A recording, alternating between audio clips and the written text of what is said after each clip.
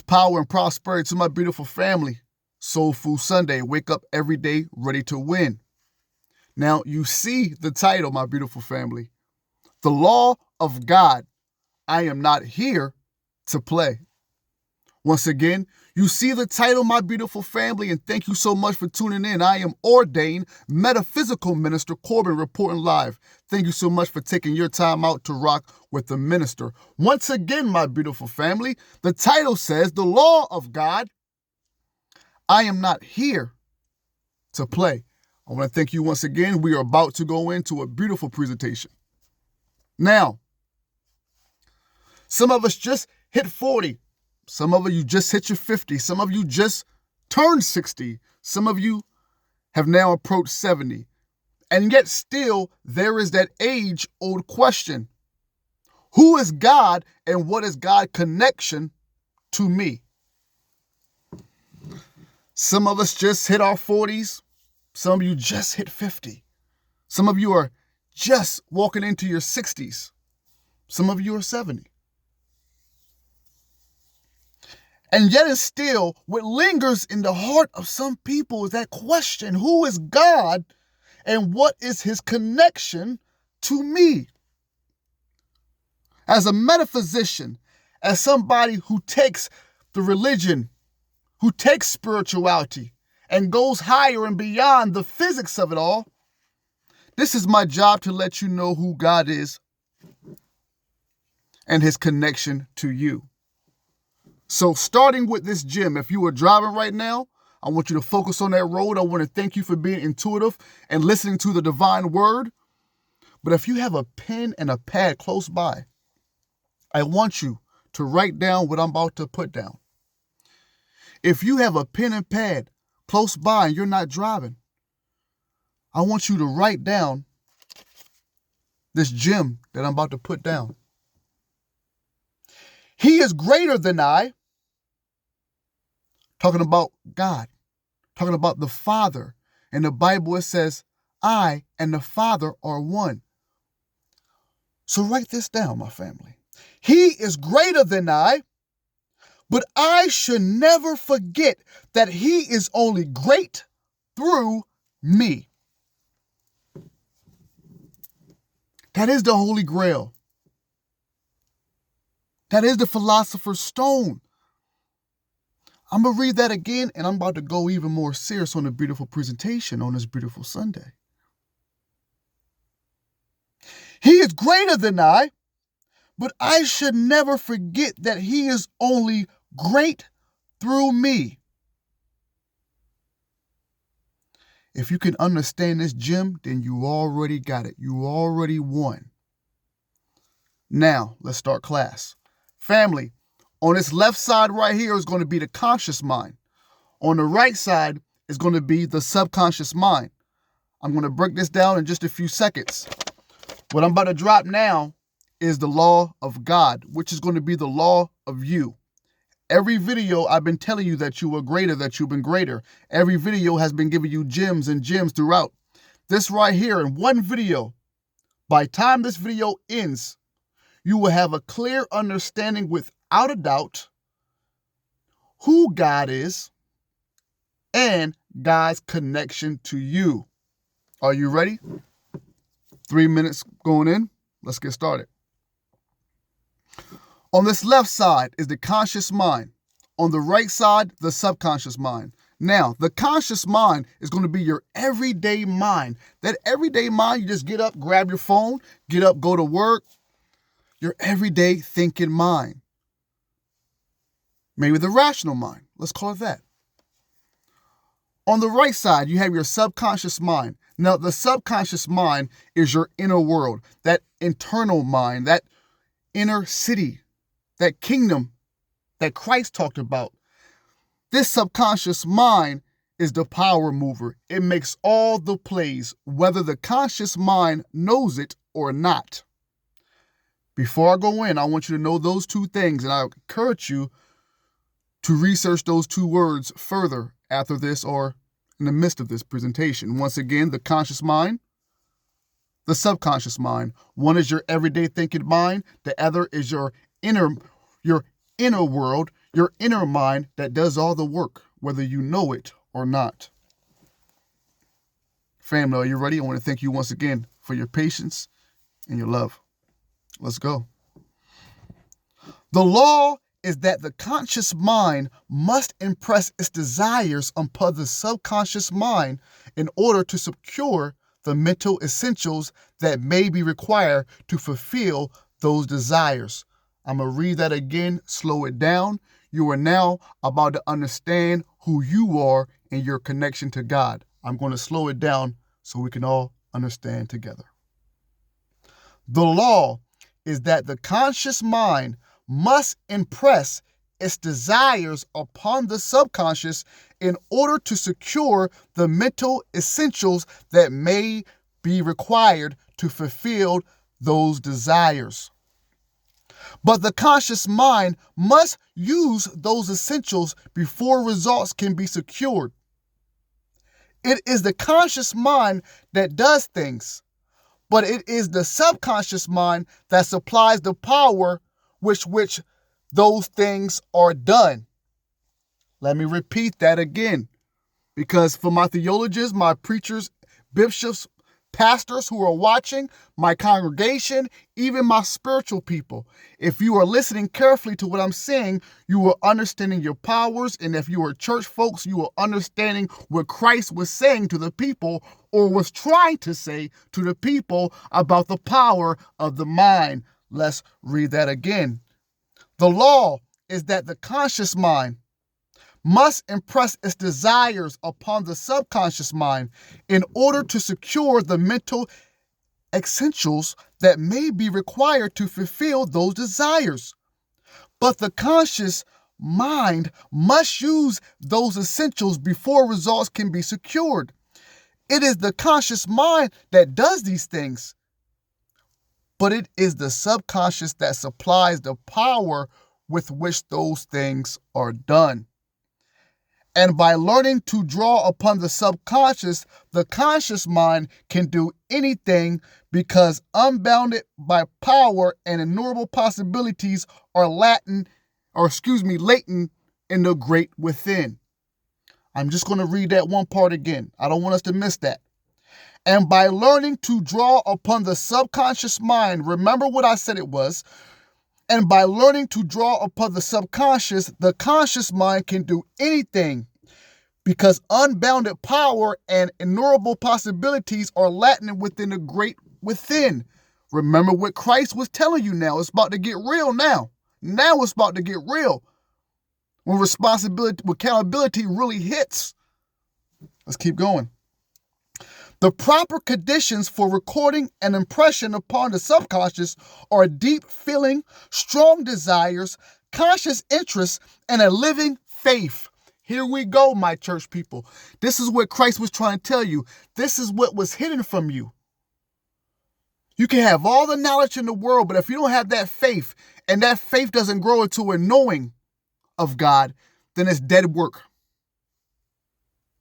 The proper conditions for recording an impression upon the subconscious, and that word recording is very important. If I got some time, I'm going to break it down.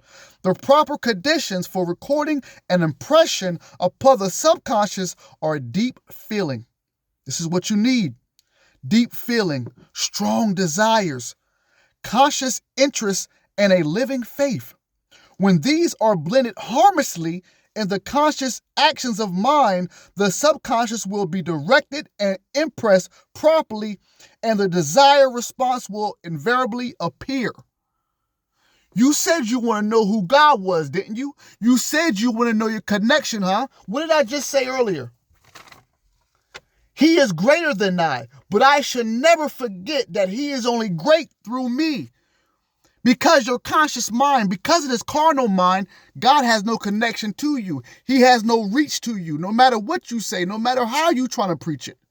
You can only have that connection with you once you go in. He knocks, but are you going to let him in? He cannot rock with you in this material world. He told you that in the Bible. You have to go to his world. How do you go in? You meditate. You got to go within. This is the real world. Let's keep on going. The principal essential, however, is deep feeling, No idea or desire can enter into the subconscious unless it is deeply felt, and every idea or desire that is deeply felt will enter the subconscious of itself, whether or not we desire to have it do so. This part is serious. What are you thinking with your everyday mind? The principal essential, however, is deep feeling. No idea or desire can enter the subconscious unless it is deeply felt, and every idea or desire that is deeply felt will enter the subconscious of itself, whether or not we desire to have it do so. At 10 minutes, knowing I can get through the rest within 10 more, it's about to get very interesting. Now, thank you for your time, but you said you want to know who God is. Christ said, "Why call me Lord?" which is law. Lord means law. Why call me Lord and not do the things that I ask of you? Let's keep going, because now it gets even more deep. Now it gets even more serious. It is through this law that man is affected by his environments. Did you hear what it said? It is through this law that man is affected by his environments, surroundings, and external. Remember, external means outside things, your everyday world. Let's read that again. It is through this law that man is affected by his environments, surroundings, and external conditions, because whenever he permits himself to be deeply impressed by that with which he may come in contact, those impressions will enter the subconscious. What enters the subconscious of any mind will become a part of that mind and will to a degree affect the nature, the character, the quality, the thoughts, and the actions of that mind. How y'all doing out there? Y'all with me? Let's get all this done, because I know y'all can feel me. This is your connection to God. He can only answer you unless you answer him.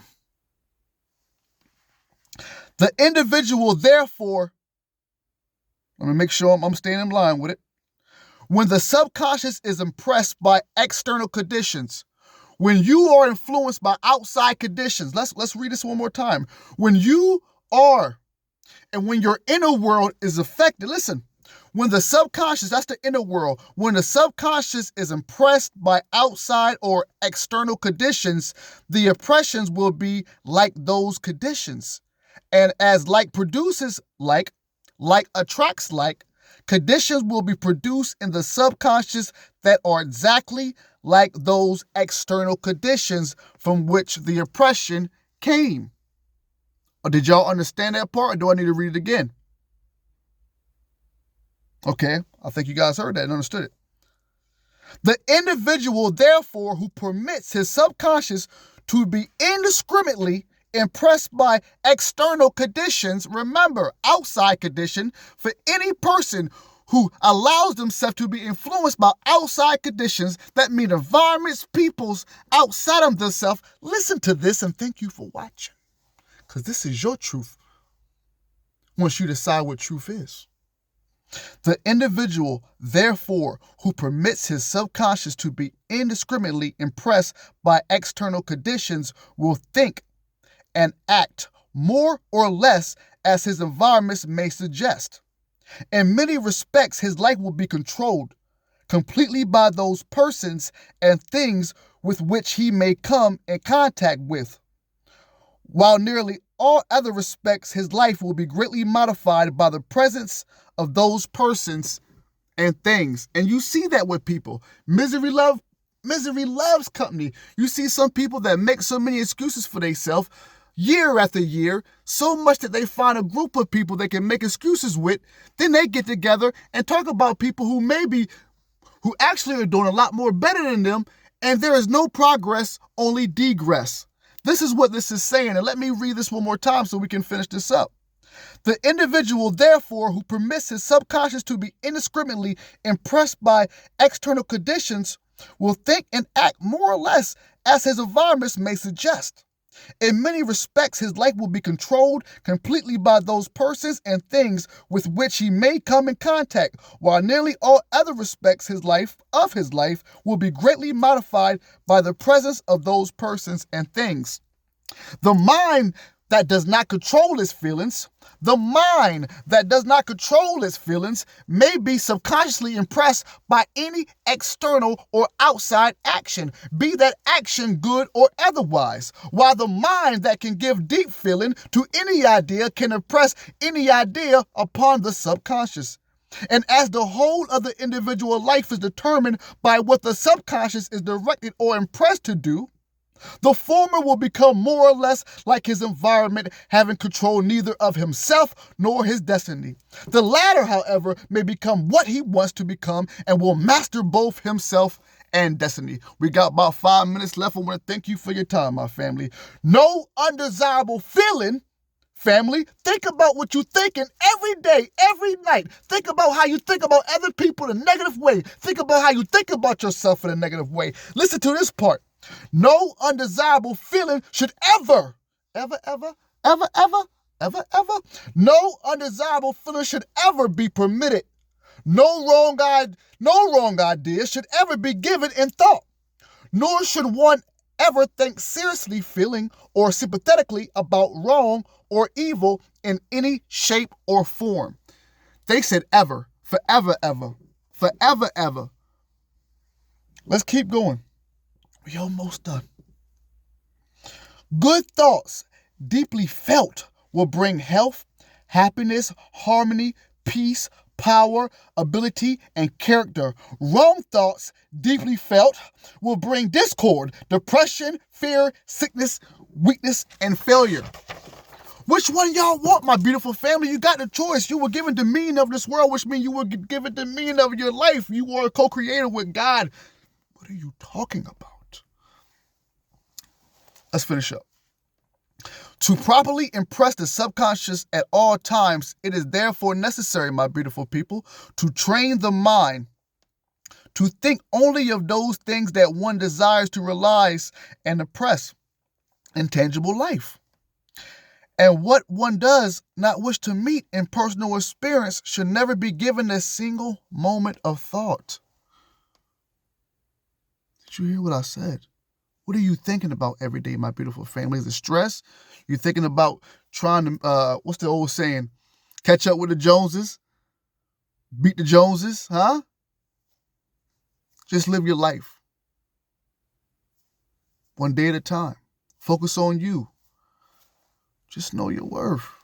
And it goes higher than that. It's knowing that you are a co-creator of God. It's knowing that working your magic. Listen, I'm going to say this right quick and I'm going to finish up. Take the word imagination, right? Take the word imagination. Say the word imagination is right in our face right now. Watch what I do with this word. Imagination, right? I, magi, nation. I am the magician of my own world. This is yours. You got this. All right, let's finish up. To properly impress the subconscious at all times, it is therefore necessary to train the mind to think only of those things that one desires to realize and express in tangible life. And one does not wish to meet, and what one does not wish to meet in personal experience should never be given a single moment of thought. Why are you even thinking that? If you don't want sickness, why are you thinking that? Why are you saying that you have a cold? Why are you saying that you're sick? So you see why you're sick now, right? You are condemned and justified by your words. Christ says, why call me Lord and not do what I ask of you? This is why you're going through it. You say you want one thing and you do the other. Trust me, we all been there, but this is not the time to be doing that now. Okay? Now, let's end it right here. What we mentally feel, we invariably impress upon the subconscious, and there is a tendency to mentally feel every thought that is given prolonged or serious attention. Before I leave, because I love my 20-minute videos and I love those who can watch all the way, think about what Christ was trying to tell you. Read the Bible wholeheartedly now, and now you will understand why it's important to change those negative thoughts about you and the people around you. Even remember, let the weak man say he is strong. Why? Because you are. If you say you're weak, you're going to get weak. But now imagine if you say you're strong. Now imagine if you say you already got that house that you want. Imagine if you just visualize and seeing yourself in that vehicle that you want. This is how this works, my beautiful family. The choice is yours. I'm going to end it like this. He is greater than I, but I should never forget that he is only great through me. Peace.